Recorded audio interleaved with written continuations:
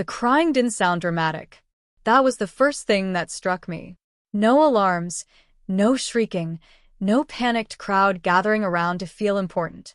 Just a small, broken sound leaking out between two cargo kiosks on the transit ring, the kind of quiet distress people pretended not to notice because noticing meant responsibility. I noticed anyway, mostly because I was already late and irritation sharpens the senses. The Foxkit sat on the floor with her back against a power conduit, knees pulled in, tail wrapped tight around herself like she was trying to disappear into her own fur. Her ears drooped so low they nearly brushed her shoulders.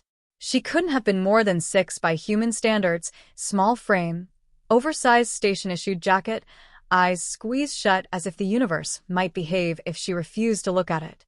I slowed, then stopped, then sighed the way you do when you know you're about to miss your train and still turn around. "Hey," I said, keeping my voice low and unimportant. "You okay?" She startled, eyes snapping open, pupils blown wide. For a second I thought she might bolt. Instead, her breath hitched, and the crying came back harder, the kind that happens when someone finally realizes they're not alone anymore.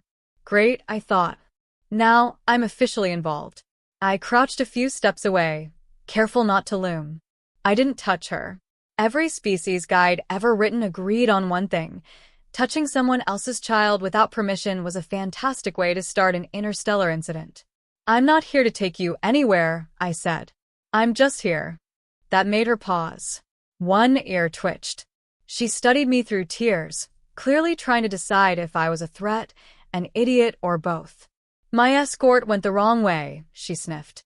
"And the station got loud." That part one understood. Stations were always loud in the way that never stopped, a constant hum of announcements, engines, overlapping conversations, and machinery that didn't care how small you were. "That happens," I said. "A lot." She wiped her nose on her sleeve with zero dignity. "Everyone's voices sound sharp here." I nodded. "Yeah, they do that." I checked my wrist display. Missed the train. Perfect. I glanced around for station security, but they were busy pretending to be decorative 10 meters away. Nobody wanted to deal with a crying Foxkit unless they absolutely had to. I made a decision that would later be described, by multiple committees, as reckless emotional interference. I tapped my wrist and opened a playlist. "Is it okay if I play something?" I asked. She hesitated, then gave a tiny nod. I didn't pick anything special. No cultural research, no translated folk song. Just a soft, looping lullaby I used when the station noise got under my skin. Slow tempo. Simple tones. Nothing impressive. The sound filled the space between us, gentle and unambitious.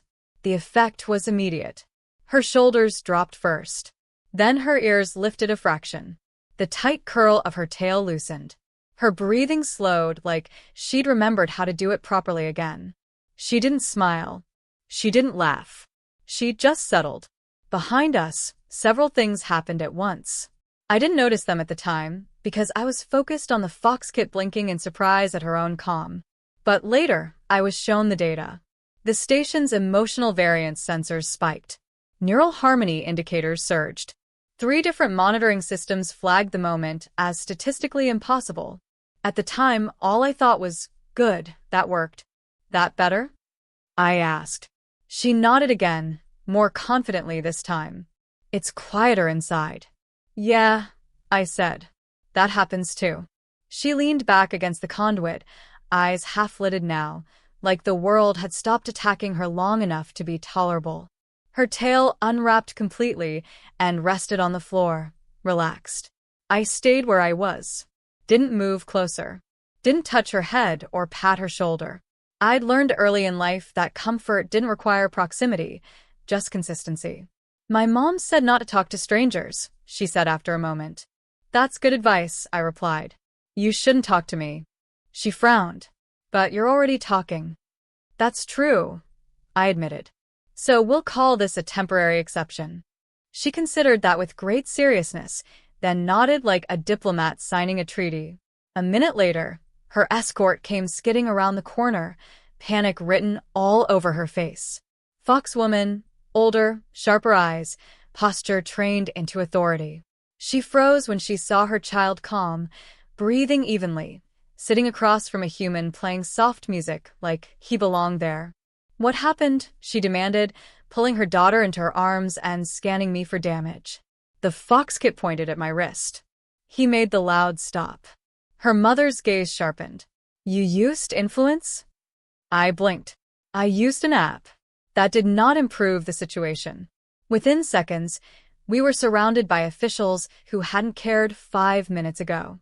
Scanners came out. Questions flew.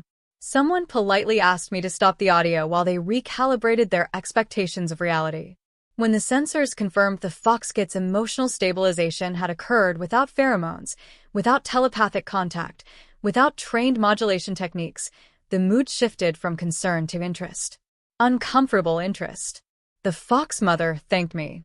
She did it formally, in front of witnesses, with her hand over her heart and her voice carefully controlled. "You have my gratitude," she said. "This is not a small thing." "It really is," I said. She was just overwhelmed.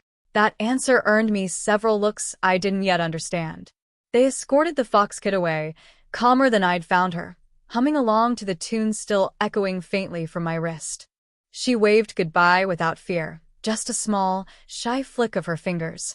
I waved back, already mentally moving on. I didn't ask for anything, didn't file a report, didn't stick around for applause. I left, thinking the matter was closed. Behind me, systems logged anomalies. Analysts argued. Cultural specialists rewrote assumptions. Someone, somewhere, labeled my behavior non-extractive emotional intervention and underlined it twice. And far above the transit ring, a fox mother replayed the footage of a human doing something inexplicable. Helping without claiming. Calming without control. Leaving without asking for thanks. That was the moment she decided that thanks would not be enough. I found out I was in trouble the moment the invitation arrived. It wasn't threatening. That would have been easier. It was polite in the way that meant someone with power had taken the time to be offended quietly. The message appeared on my wrist display with layered seals, formal phrasing, and a timestamp that suggested punctuality was no longer optional. Attendance requested. Gratitude ceremony. Private consultation to follow. That last part was new.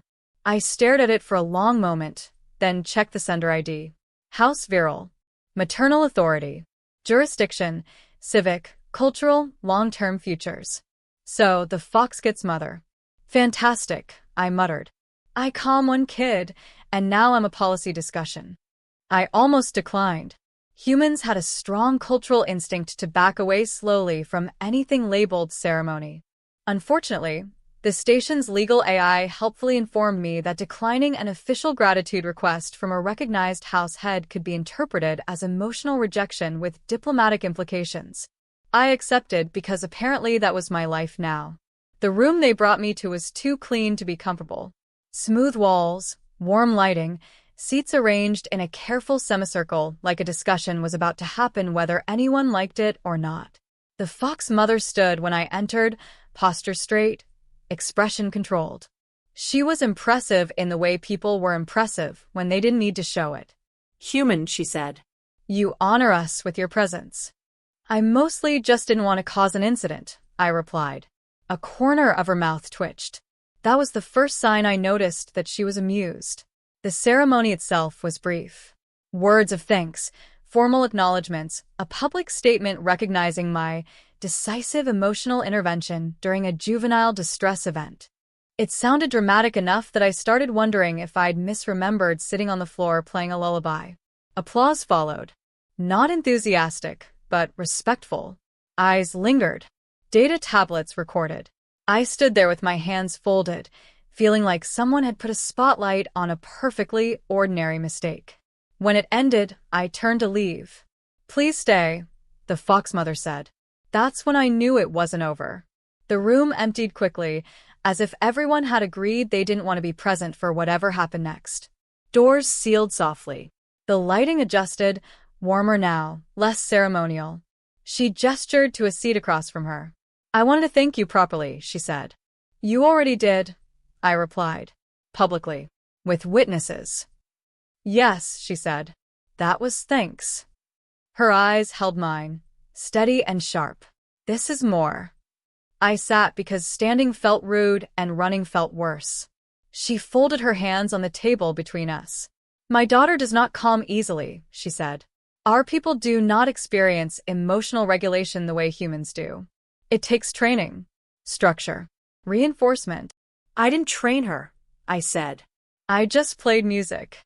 She inclined her head slightly. Exactly. There it was. That word again. Exactly. The way people said it when they thought they'd found something rare and didn't want to scare it off. Our sensors registered neural coherence levels consistent with elite modulation, she continued. Achieved without chemical influence, pheromonal alignment, or directive suggestion. I pressed play, I said. And she trusted you, the fox mother said. Immediately. That part surprises me too, I admitted. She studied me in silence, ears angled forward in focused attention. It wasn't aggressive. It was evaluative. You did not attempt to imprint, she said. I don't know how, I said. You did not seek recognition, she continued. I miss my train, I said. It was already a bad day. She exhaled slowly. You see? That is what troubles us. I frowned. I'm sensing this isn't a compliment. It is, she said. And a concern. She tapped the table and a display bloomed between us, showing graphs I hadn't asked for. Calm curves, stabilization metrics, comparative overlays of FoxKit emotional states before and after our interaction. This level of regulation typically requires weeks of guided bonding, she said. You achieved it in under 3 minutes. I didn't try, I said again. Yes, she said softly. That is the part we cannot reconcile. Her gaze sharpened. Human, do you understand what that suggests? That your sensors need recalibrating? A pause. Then she laughed. Not loudly. Not dramatically. Just a single, genuine sound that startled me more than anger would have. You are difficult to intimidate, she said. I get that a lot. She leaned back.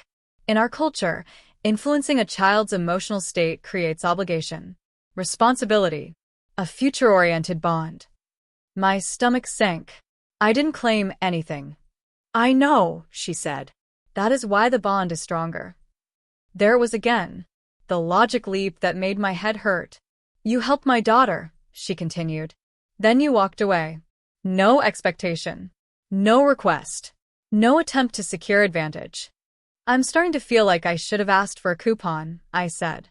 Her ears flicked in amusement. Most beings would have. She let the silence stretch, then said, I wish to formalize what occurred. I stiffened.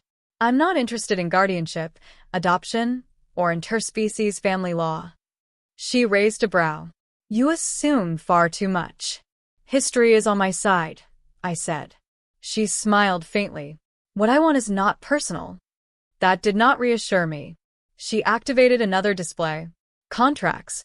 Proposals. Titles that included words like consultation, exclusive access, emotional systems review. None of them said what I feared. All of them said something worse. You want to hire me? I said. I want to retain you, she corrected. Your methods, your presence, your influence. I don't have influence. She leaned forward. You have restraint. That word landed heavier than all the others. Our analysts believe your behavior represents a class of human interaction we have underestimated, she said. You provide stability without extraction, comfort without control. That is valuable. I'm not a consultant, I said. You are, she replied calmly, whether you accept it or not. I shook my head. I don't want compensation. I don't want contracts. I don't want a future obligation because I helped a lost kid. Her gaze softened, not weakened, but focused differently. Then what do you want? I considered it. I want people to stop overthinking kindness. She was quiet for a long moment. That, she said slowly, may be the most dangerous request I've heard. I stood. Then we're done here. I expected resistance, pushback, negotiation. Instead, she watched me go with a look that was no longer evaluative. It was thoughtful.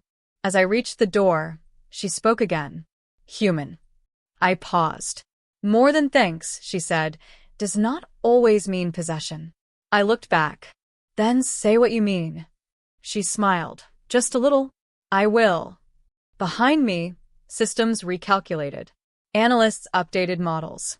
A powerful fox mother revised her assumptions about gratitude, obligation, and what it meant when a human refused to be impressed. And for the first time since her daughter's distress, she understood something unsettling. The calm had not come from control. It had come from someone who didn't need to stay. By the next morning, my name had acquired adjectives. Not flattering ones. Not hostile ones either. The dangerous kind, the analytical kind. The kind that followed you down corridors in the form of sideways glances and sudden silences when you walked past. I learned this because 3 different departments requested my time before I reached the transit ring, and none of them pretended it was optional. The first group wanted to study the Lullaby app. Not the concept. Not the psychology. The app. They brought it up on a wall display, like it was a sacred artifact. Lines of code scrolled past while a half-dozen specialists argued about whether the tonal progression counted as advanced modulation or accidental genius. It's literally pre-installed, I said for the 3rd time. It comes free with the device. That made things worse. Free meant unregulated. Unregulated meant dangerous. They asked if I'd modified it. No. Trained with it? No. Understood how it worked? Barely. One of them leaned forward, eyes shining. Then why did it succeed where guided bonding fails? I shrugged. Because I wasn't trying to succeed. That answer got flagged for review. By midday, rumors had mutated. Someone claimed I'd used subperceptual influence. Someone else insisted humans were born with dormant calming fields. A particularly imaginative analyst suggested I'd accidentally initiated a claim protocol by refusing recognition. That one made its way back to the fox mother. She summoned me again, this time without ceremony. No witnesses. No applause. Just a quiet room and a table that felt like it was judging me. You have become a complication, she said. I keep hearing that, I replied. She studied me the way people did when they were deciding whether a problem needed elimination or elevation. My peers believe you are withholding leverage. I don't have leverage, I said. I have a phone and poor time management. She didn't smile this time. You refuse incentives. You decline honors. You reject compensation. That behavior destabilizes negotiation frameworks. Good, I said. Maybe they needed destabilizing. Her ears flicked, irritation slipping through the calm. Do you know what others are saying? That I'm mysterious? I guessed. Possibly dangerous? That you are uncommitted, she said, and therefore unpredictable. I leaned back. You're all projecting again. She folded her hands. Explain. You assume every action is transactional, I said. You think kindness creates debt. So, when someone helps without collecting, you don't know where to file them. Her gaze sharpened. And where should we file you? I considered it. Under did a normal thing. She stared at me for a long moment. Then, unexpectedly, she sighed. You make it sound simple, she said. It is, I replied. You just don't like what that implies. What does it imply? She asked. That your systems reward performance, not presence, I said. And kids don't need performance. That landed. She didn't argue. She didn't interrupt. She just listened in a way that suggested she hadn't expected to. Outside the room, the station continued spiraling. Committees formed to debate whether humans should be restricted from juvenile zones. Others argued for mandatory training, either to replicate what I'd done or to prevent it from happening again. Neither group asked me what I thought. I heard about the first accusation that afternoon. A representative from a rival house confronted me in a corridor, voice tight with controlled outrage. You have no right to imply future alignment through emotional contact. I implied nothing, I said. I helped a kid who was overwhelmed. You created expectation, they snapped. I created calm. I corrected. They stared at me like I'd just spoken heresy. The fox mother intercepted the situation before it escalated. She dismissed them with a single look, then turned to me, something unreadable in her expression. You are becoming a symbol, she said. I don't want to be. I know, she said. That is why you are effective. That night, I finally met the fox kid again. Not formally. Not as part of any study. She spotted me near a vendor stall and froze, eyes lighting up. Her tail wagged once before she caught herself and straightened, trying very hard to be dignified. Hi, she said. Hey, I replied. She held up her wrist. I use the quiet song now. That's good, I said. Does it help? She nodded, but only when I don't think about it too much. I smiled. That's how it works. Her mother watched from a distance, not intervening, not hovering, just observing, learning. She says you won't stay, the fox kit said suddenly. Probably not, I said honestly. That didn't upset her. She accepted it with the ease of someone who hadn't been taught yet that people leaving meant loss. That's okay, she said. You already helped. That was it. No clinging. No claim. No expectation. Just truth. Later, when her mother approached me, her voice was quieter than I'd ever heard it. You see, she said. Even she understands. I didn't teach her that, I said. No, she agreed. You modeled it. That was when she finally said what she'd been circling since the beginning. I don't want you to stay, she said. I blinked. You don't. I want you to show others how not staying can still matter, she said.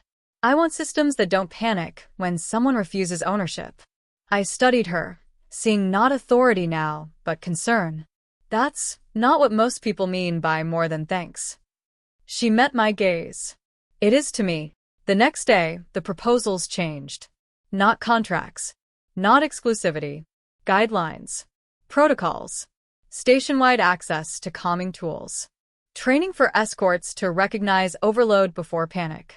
Permission for humans to do what humans did best. Be present without demanding significance. The committees were furious. The children were calmer. And I went back to missing trains and minding my own business. From a distance, I heard someone describe me as a destabilizing influence. They weren't wrong, but they'd misunderstood why. I hadn't changed anything by arriving. I'd changed it by leaving and proving that care didn't need to bind you to the future to matter in the present. By the time my departure notice went through, the station had already started changing. Not loudly, not ceremonially. No banners, no announcements, no speeches congratulating themselves for progress. The changes were small enough that most adults didn't notice them at first, which was exactly why they worked. The transit ring installed quiet zones. Nothing dramatic, just slightly dampened acoustics and lighting that didn't glare like an accusation.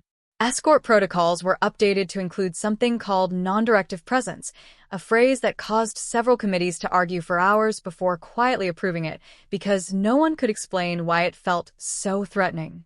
The Lullaby app went from unregulated anomaly to approved stabilization tool, with a disclaimer that it was not, under any circumstances, to be treated as a bonding claim or influence technique. That disclaimer existed solely because someone had tried. I watched all of this from a distance, already half detached, because that's how humans survived places like Lyra 9. You helped. You moved on. You didn't stay long enough to be turned into a statue or a scandal. The fox mother walked with me to the outer corridor leading to the docks. Not as an escort. Not as an authority figure. Just someone making sure a conversation finished properly. This is what you wanted? She asked, gesturing to the data scrolling across a public display. Updated child safety metrics, reduced distress incidents, fewer emergency interventions. I wanted you to stop treating kindness like a contract, I said. This is close enough. She nodded slowly. You understand that many will say, we gave you what you wanted. I didn't want anything, I replied. That's the part they'll never stop tripping over. She let out a quiet breath, something between a laugh and a sigh. You destabilized more systems by refusing reward than most conquerors manage with force. Humans are good at that, I said.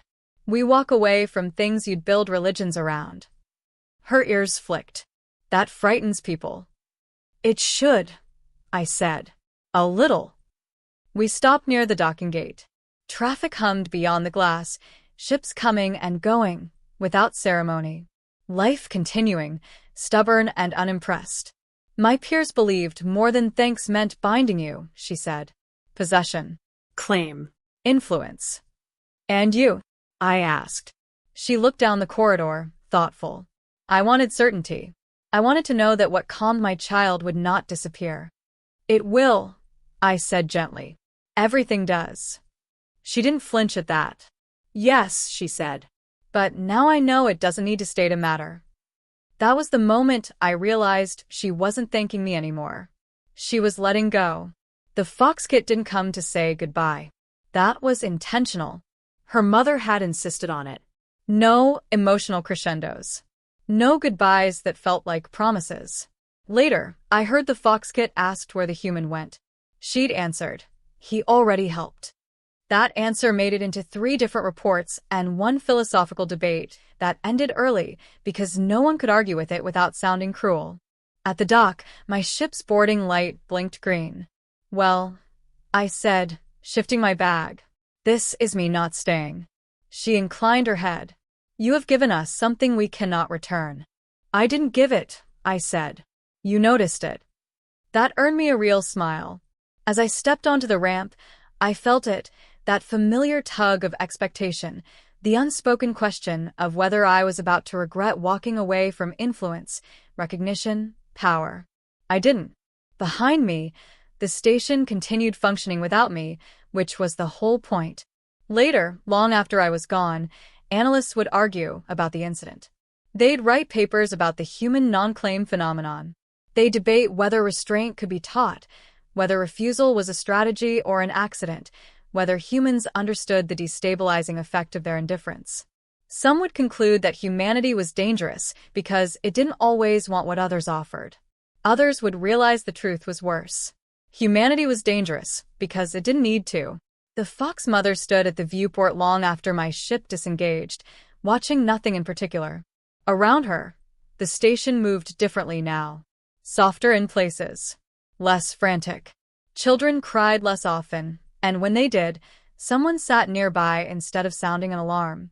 She recorded a final note for the council, brief and unembellished. More than thanks, she said, is not ownership. It is understanding when to let go. The file was archived under Civic Stability Revisions. It would never be famous. It would change everything anyway. As my ship slipped into jump, I cued the lullaby, not because I needed it, but because it reminded me of something simple. Calm wasn't a resource to be extracted. It was a condition you made room for. And sometimes the most human thing you could do for the future was refuse to claim it.